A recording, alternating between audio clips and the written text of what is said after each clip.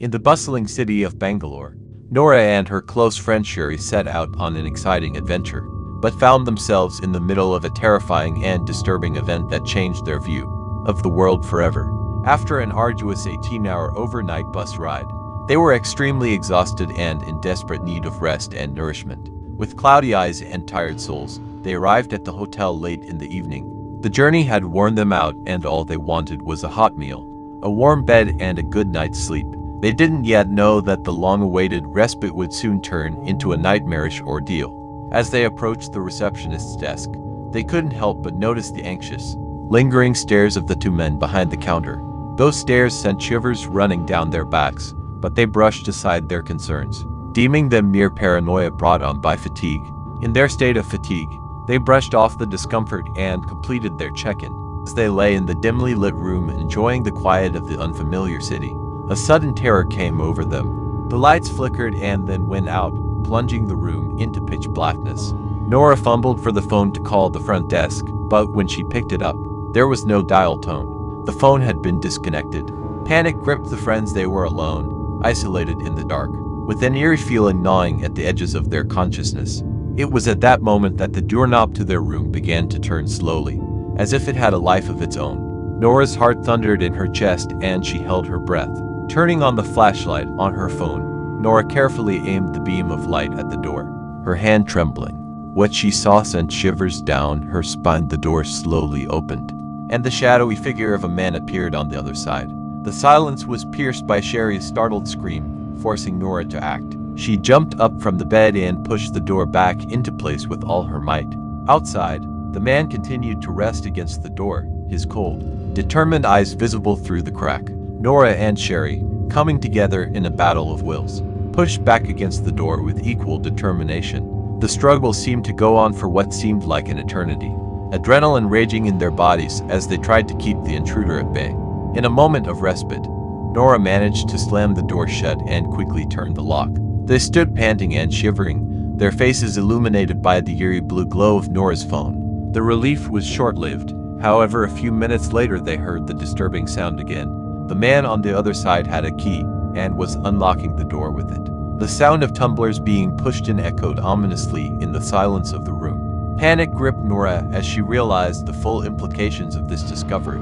How did this man have the key to their room? With a pounding heart, she took a deep breath and gathered all her strength. Mustering up her courage, she began pounding on the door, shouting, "Get the hell out! Help! Somebody help us!"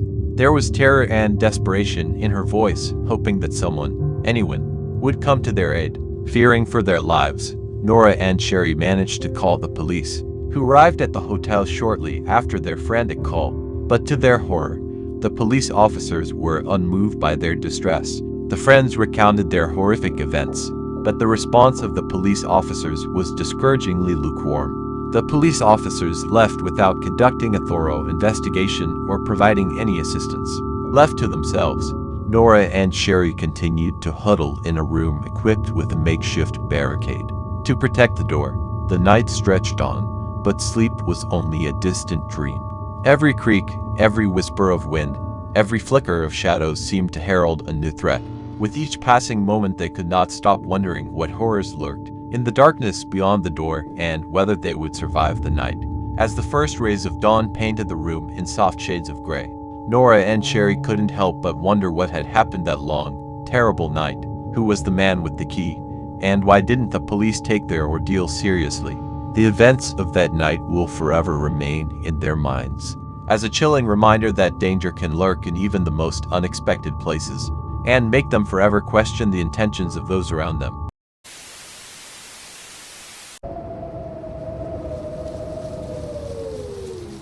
Lucas had been on the road for hours, driving through the relentless downpour that had accompanied him on his journey. He had to attend a crucial morning class the next day, so he had no choice but to book a hotel room for the night. As he entered the lobby of the Pinaview Inn, he felt a wave of exhaustion wash over him, and the enticing thought of a warm, comfortable bed was almost too much to resist. The receptionist at the front desk checked him in with a friendly smile, and Lucas made his way to room 214, guided by the flickering neon signs in the dimly lit corridor. It had been a long day, and all he wanted was a good night's sleep before his early morning class. However, as he opened the door to his room, he was met with a pungent, acrid smell that made his eyes water. The room was enveloped in a thick cloud of smoke, and it was evident that someone had been smoking inside. Lucas was a non-smoker, and the thought of spending the night in a room that reeked of cigarette smoke was not at all appealing. Frowning, Lucas picked up the phone and dialed the front desk. "Hello," he said, his voice tired but firm. "I've just checked into room 214, and it smells like someone's been smoking in here." It definitely wasn't me. The receptionist apologized and assured Lucas that they would send someone up to address the issue. Lucas hung up the phone and decided to take a quick shower while he waited for the problem to be resolved. The warm water helped alleviate some of his fatigue, but he still longed for a good night's rest. After his shower, Lucas returned to the room, hoping that the smell of smoke had dissipated. He glanced at the uninviting bed and decided to give it a try. Exhaustion finally overcame his discomfort, and he crawled beneath the sheets. As he settled in, a creeping feeling of unease washed over him. He shifted in the bed, trying to get comfortable, and then his foot brushed against something cold and cylindrical. Frowning in the darkness, he reached down and grabbed the object. It was small, and at first, he thought it might be a pen. His mind was hazy with sleep, and he figured it could be useful for his morning class. So, he tossed it onto the nightstand and drifted off into slumber. Morning came all too quickly. Lucas awoke, groggy and disoriented, and struggled to motivate himself to get out of bed. He had a long day ahead of him, and the hotel room's unpleasant aroma still lingered in the air. As he prepared for his class, he remembered the small, cylindrical object he had found at the foot of the bed the night before. Curiosity got the better of him, and he reached over to the nightstand. Grabbing the object he had dismissed as a pen, he pulled back the crumpled sheet and examined it in the morning light. His heart began to race as he realized it wasn't a pen at all. It was a small, red pipe. A chill ran down his spine. Lucas had no doubt about what he was holding in his hand. It was a narcotic pipe, used for smoking illicit substances. Panic gripped him as he realized the implications of this discovery. The room he had been given was undoubtedly used for nefarious purposes, and he had slept in it, oblivious to the danger he had been in. Lucas knew he had to act fast. He picked up his phone and called the front desk, his voice trembling with anxiety. He explained what he had found in his room and the gravity of the situation. The receptionist was equally alarmed and told Lucas they would send someone to investigate right away. Within minutes, the hotel manager arrived at his room, accompanied by a security guard. They inspected the pipe and quickly grasped the severity of the situation. The manager offered Lucas a full refund for his stay, apologizing profusely for the mix-up and the danger he had unknowingly been exposed to. Lucas accepted the refund, his thoughts racing. He couldn't help but wonder how such a dangerous item had ended up in his room. The answer was clear: the previous occupant, presumably the one responsible for the smoke, had left it behind. It was a disturbing thought that made him shudder.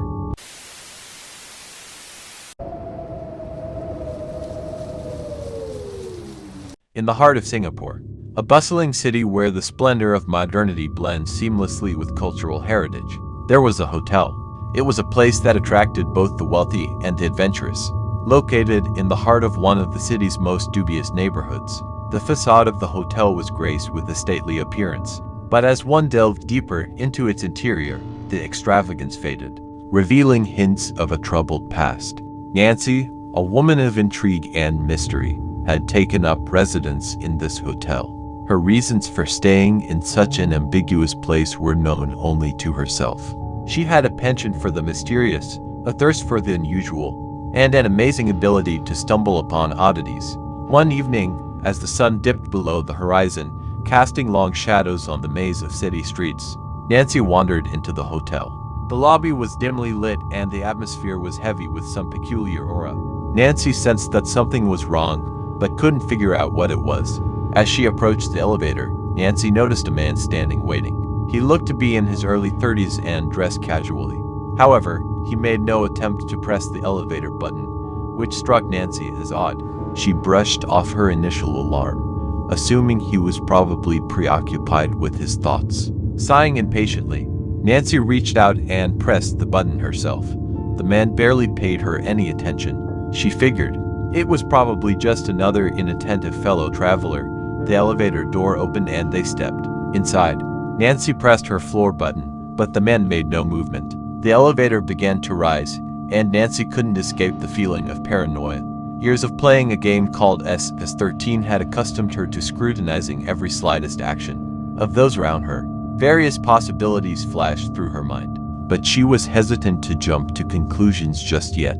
Perhaps, she thought, they were going to the same floor. When the elevator doors opened on her floor, Nancy stepped out and so did the man. She couldn't shake the nagging feeling that something was wrong. The corridors on this floor split into two paths, and Nancy hesitated for a moment, trying to decide which way to go. The man had not yet chosen his path, but he was watching her every move. Terror covered her like a shroud when she finally chose a direction. The man didn't lead, but followed her, never lagging a step behind. Nancy's heart pounded as the winding corridors seemed to stretch on forever. She couldn't escape the thought that this was how she might meet her end. With each turn, Nancy's paranoia grew stronger. The man continued to tail her, a silent sentinel in the dimly lit passageways. She didn't dare look him in the eye, but she felt his presence like an invisible noose tightening around her neck. Finally, Nancy decided to take a chance. She turned sharply and headed in the other direction, away from the man's eyes. Panic gripped her when she realized he was still following her, his footsteps echoing in the narrow hallway. Despair gripped her. Trembling with fear and anticipation, she fumbled for the room key. With a trembling hand, she slid the key into the lock and rushed inside, slamming the door behind her. Her heart raced and she felt a rush of relief that she was safe for now. A man's voice could be heard on the other side of the door, rising with annoyance and shouting as if she had committed a serious crime. Breathless, she remained hiding in her room, praying that he would eventually give up and leave. The night passed in agonizing silence, and Nancy hesitated to leave the confines of her room. Every creak of the hotel, every whisper of wind outside the window, every imaginary sound increased her anxiety. At last morning came, and a faint ray of sunlight broke through the curtains. The room was dimly lighted, and Nancy could still hear the faint echoes of footsteps in the hallway outside the window. She plucked up her courage and stepped outside, all senses alert. She stepped out into the hallway, her heart pounding in her chest. The man was nowhere to be seen.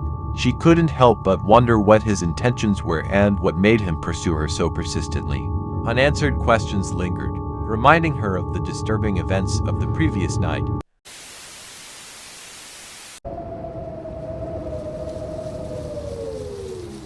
After traveling for 6 months, Matthew and his girlfriend Olivia were bone tired of shabby accommodations and unsettling places to stay. Their journey had taken them through rugged terrains, bustling cities, and remote villages, and they had encountered their fair share of discomfort along the way. But now, they had reached a point where they longed for a bit of luxury and comfort. The decision to seek respite came after a fateful car accident that left Matthew bruised and barely able to move. It was a jarring incident, but it ultimately brought about the need for a proper rest and some pampering. Matthew, ever the practical one, decided that it was time to treat themselves to a lavish hotel stay. As he lay on the side of the road, waiting for the tow truck to arrive, he turned to Olivia and said, "Liv, I think it's time we splurge a bit. Find the nicest hotel you can, and ask for those crisp white sheets we always dreamt of." With Matthew's encouragement, Olivia began her search for the perfect hotel. They were in a quaint town nestled in the mountains, and it didn't take long for her to discover a charming, grand hotel. Its name, the White Haven, sounded promising, and the images on the website showcased pristine white sheets, elegant furnishings, and a breathtaking view of the surrounding peaks. She made the reservation, and despite the photos revealing an impeccably maintained reception, Olivia couldn't help but notice that the man at the front desk appeared somewhat out of place.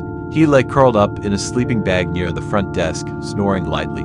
She assumed he was a security guard who doubled as a night receptionist. Despite this odd sight, they were both too exhausted to care. They thanked the drowsy receptionist, who mumbled something incoherent in response, and headed to their room. The elegant interior and the immaculate white sheets were a welcome sight, and they both sank into the plush mattress with a sigh of relief. Olivia had done it. She had found their oasis of comfort. As the night settled in and the couple drifted into a deep sleep, The serenity of the moment seemed too good to be true. That nagging feeling, a small whisper of doubt, remained in the back of their minds.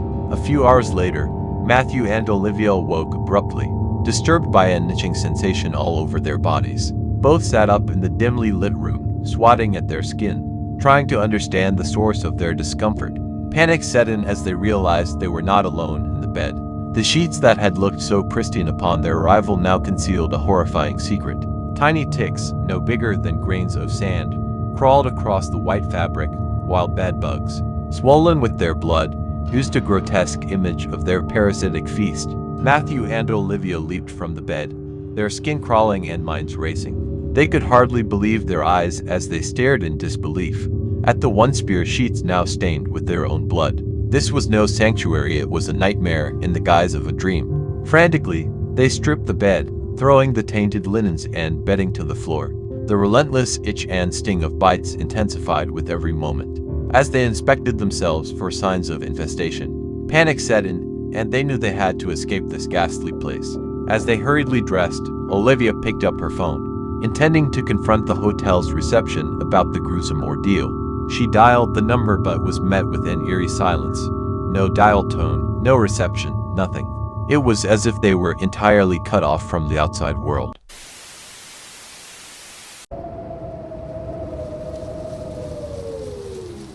Dylan and Candace had been looking forward to a weekend getaway down south for weeks. The quaint town they had chosen had a rustic charm that beckoned, and they had found a lovely old hotel that promised a quiet and romantic getaway. It was a charming relic of a bygone era with creaky wooden floors and antique furniture, perfect for a couple looking for a break from the hustle and bustle. The couple had just checked into the hotel and the sun was already beginning to descend over the horizon, casting a warm orange glow over the city. Candace, anticipating the upcoming weekend, hurried to the bathroom to freshen up after the long drive, while Dylan began unpacking his suitcases. Dylan carefully arranged his clothes in the antique closet, hanging his favorite shirt he planned to wear to a special dinner on the rack. He heard Candace humming a pleasant tune as she wiped her hands and smiled to himself, realizing how lucky he was to have her in his life. But his pleasant thoughts were interrupted by a sudden blood-chilling scream coming from the bathroom. Fear gripped him, and he rushed toward the source of the scream with his heart pounding in his chest. He swung open the bathroom door and saw a sight that sent shivers down his spine. Candace was standing there, her face pale and contorted with terror, her trembling finger pointing at the ceiling. Dylan followed her trembling hand and only then saw it a gaping hole in the ceiling, an uneven tear in the aging plaster. But it wasn't just the hole that sent shivers down his spine. It was what he saw through it, the single, angry eye staring back at them. Panic gripped Dylan, and he realized that someone had been watching his girlfriend in the bathroom all this time. Open-mouthed, the man's face contorted into a sinister grin, revealing yellowed, crooked teeth. He muttered something inaudible, and in a flash he pulled his eye out of the hole, disappearing from sight. Dylan didn't have time to react before he heard the thunder of hurried footsteps from the roof. Fear and adrenaline overwhelmed him, and he darted away, grabbing Candace's trembling hand. He pulled her out of the bathroom and hurriedly closed the door behind them. He whispered to her, "We have to get out of here now."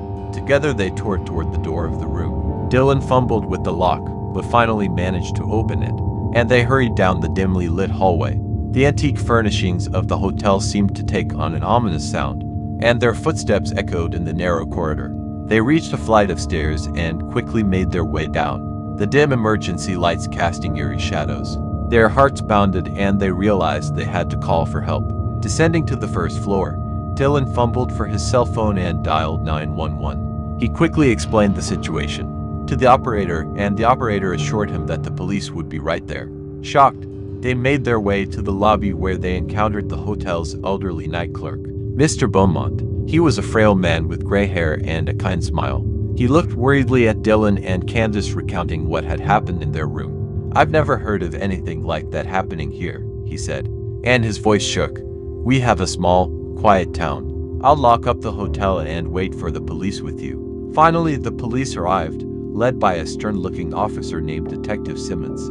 He questioned Dylan and Candace at length, took statements from them, and assured them that he would conduct a thorough investigation. They watched the officers go upstairs and examine their room. Several hours passed as the investigators combed the hotel. In the end, they found nothing but a makeshift nest of blankets and scraps of clothing on the roof, indicating that someone had been living there unnoticed.